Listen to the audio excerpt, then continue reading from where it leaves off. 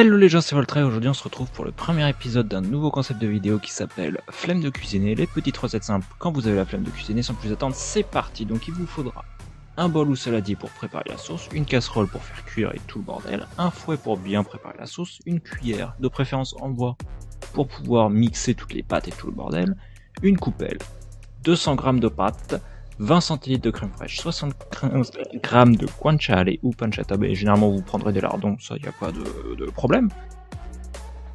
Ensuite, il vous faut un œuf, du sel, du poivre, du parmesan ou du pecorino et du gros sel. Le pecorino, si vous en prenez, mettez pas de sel.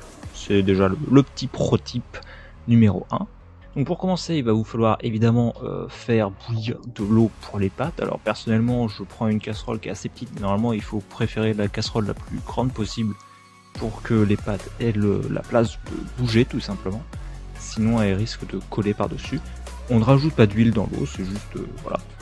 Faut mettre un maximum d'eau, alors moi je mets de l'eau jusqu'à ce que ça recouvre les pâtes et encore un petit peu plus, donc là c'est nickel. Vous mettez tout ça à bouillir, feu plein, voilà. Si vous avez de quoi ventiler, c'est parfait.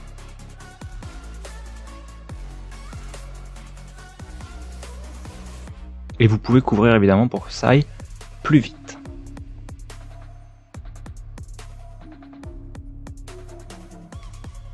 Une fois que l'eau est presque à ébullition, on va dire, vous pouvez préparer un petit peu votre gros sel, le mettre à côté de vous. Il faut surtout vous mesurer vos 200 g de pâtes. Et ce que je vous montre là, c'est qu'effectivement, comme je l'ai dit au début, vous pouvez prendre du parmesan ou du pecorino. Et comme je l'ai dit encore une fois au début, si vous prenez du pecorino, comme c'est un fromage qui est extrêmement salé, vaut mieux pas mettre de sel dans la sauce. Donc je le répéterai encore une fois quand on fera la sauce. Mais voilà, au moins vous êtes prévenus. Personnellement, je préfère le parmesan quand même. Donc vous faites ce que vous voulez. La recette traditionnelle, c'est avec du pecorino, mais moi je le préfère au parmesan. Et de toute façon, c'est pas la recette traditionnelle. Et une fois que ça bout, voilà, donc là on est en train de bouillir, très très bien. Et bien il faut tout simplement bien placer le feu à feu moyen. Alors je sais plus, moi c'est un feu de 0 à 10, de 1 à 10, du coup moi je le mets à 5, donc je sais pas si ça correspond à un feu moyen ou un feu doux. Ensuite on met une bonne grosse dose de gros sel pour en fait saler les pâtes. Et donc on va glisser nos petites pâtes. Vous évitez d'être un connard comme moi et de mettre de l'eau partout. Voilà. Donc une fois que les pâtes sont dedans, il va falloir les tourner un tout petit peu à l'aide de votre cuillère en bois pour qu'elles évitent de se coller directement à l'instant où elles rentrent. Et surtout pour pouvoir bien répartir le sel. Et que l'eau se mette très très bien sur les pâtes. Et ensuite vous mettez le temps de cuisson qui est indiqué sur le paquet. Il n'y a pas besoin de soustraire de minutes ou quoi. C'est vous mettez ce qui est marqué sur le paquet, même si y a la cuisson qui est indiquée, vous prenez la même cuisson, vous faites tout ce qui est marqué sur le paquet, prenez des bonnes pâtes évidemment, évitez de prendre n'importe quoi. Et ensuite on va pouvoir préparer la sauce. Donc la sauce c'est assez simple. Il vous faut donc, comme je l'ai dit, un œuf, de la crème fraîche, des lardons. Non pas des lardons vu que ça c'est pour après, mais enfin voilà. De toute façon on va se mettre bien. Première étape, vous prenez votre crème fraîche, vous la videz, c'est 20 centilitres. Généralement moi je prends celle de l'Evian en fluide, vu qu'elle se vend par 3 fois 20 centilitres, et du coup c'est parfait, c'est pile ce qu'il faut. Aucun gâchis, recyclage bien sûr.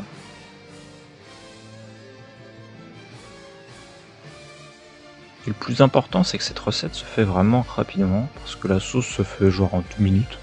une fois que tu te rappelles de toutes les étapes, hop on casse son œuf directement dans la crème fraîche.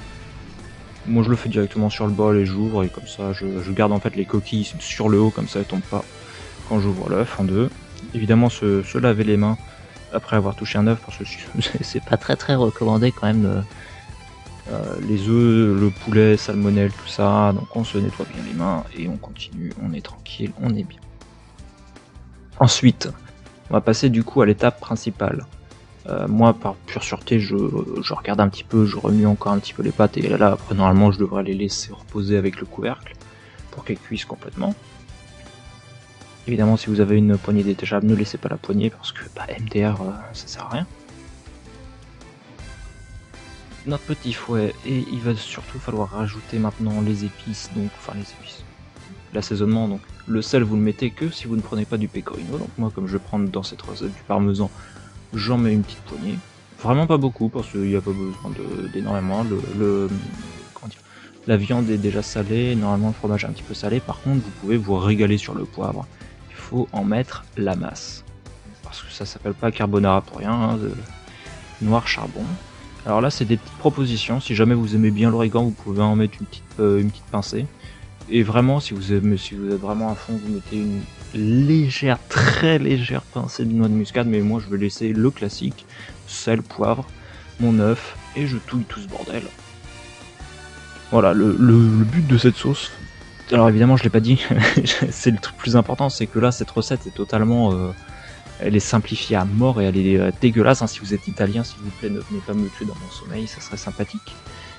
Parce que de base, je ferai peut-être un autre épisode où on fait la véritable recette, mais là c'est vraiment, d'ailleurs c'est les pâtes carbo, hein.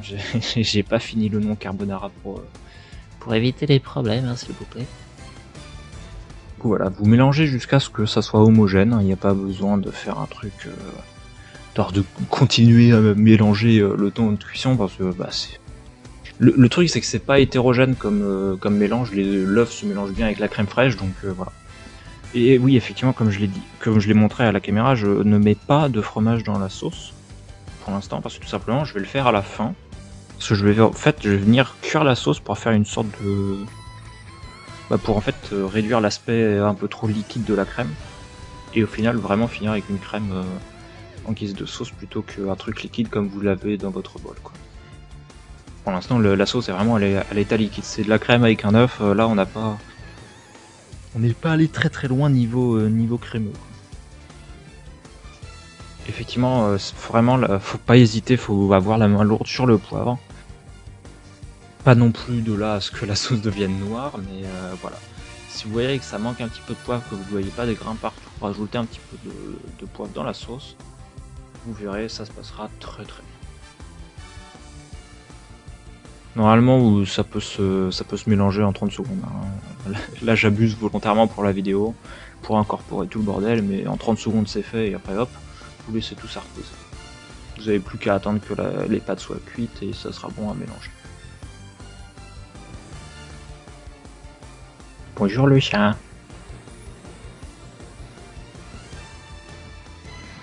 Ensuite, une fois que c'est fin de cuisson pour les papates, vous allez pouvoir vider l'eau, mais d'abord vous allez en récupérer un tout petit peu avec du coup ce que je vous avais dit de prendre, la tasse, le gobelet, tout ce que vous voulez, la petite coupelle. Prenez un petit peu d'eau des pâtes, ça va nous aider à faire le lien dans la cuisson de la sauce. Et ensuite vous pouvez essorer. Alors moi, comme j'utilise pas une poêle à côté, si vous préférez utiliser une poêle à côté pour finir avec la sauce, vous pouvez également. Voilà, vous pouvez faire revenir un petit peu les lardons à côté, enfin la viande à côté, et finir dans la poêle.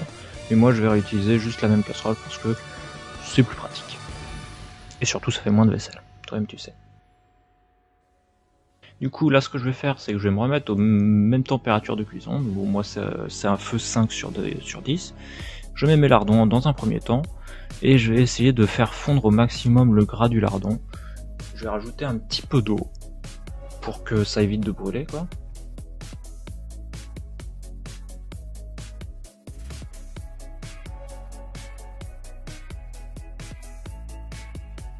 J'essaye aussi de bien répartir les lardons parce que généralement quand vous les mettez ils sont dans un gros bloc un petit peu collés entre eux, donc c'est pas mal de touiller un petit peu pour que ça se mélange bien.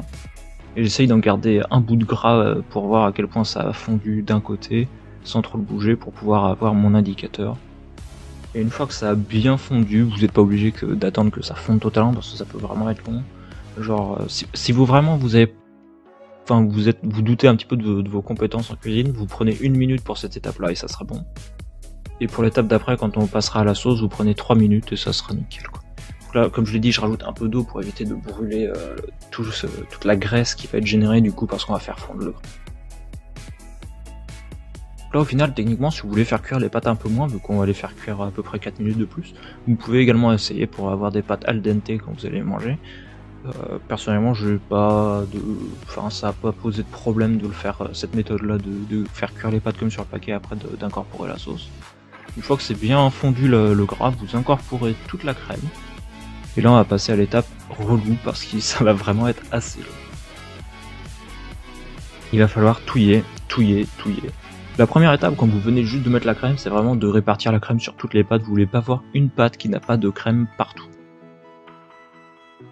Donc moi j'ai utilisé des penne parce que ça prend bien la sauce. En fait, c'est des pâtes qui sont faites pour les sauces aux crèmes, un petit peu comme je crois que c'est les torsades qui sont un peu pareils. Donc, voilà. Donc la première étape, c'est de bien mettre toute la sauce sur toutes les pâtes.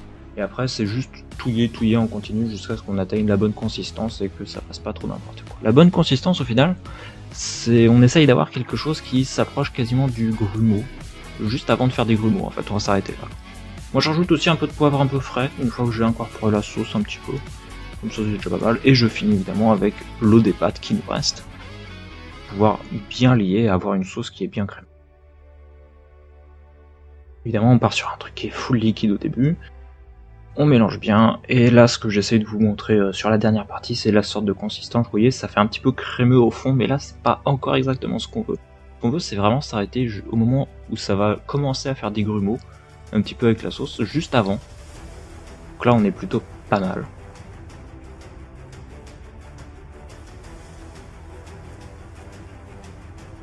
Et vraiment, il faut s'arrêter au moment où ça va être juste avant de faire les gaufres.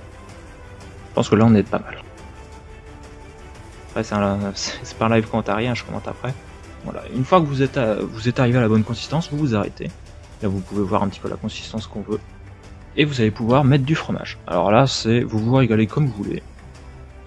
Vous prenez autant de fromage que vous voulez. Moi j'en ai pas mis beaucoup, mais là c'est pour ça que j'ai pas mis non plus de dosage de fromage au début de la vidéo.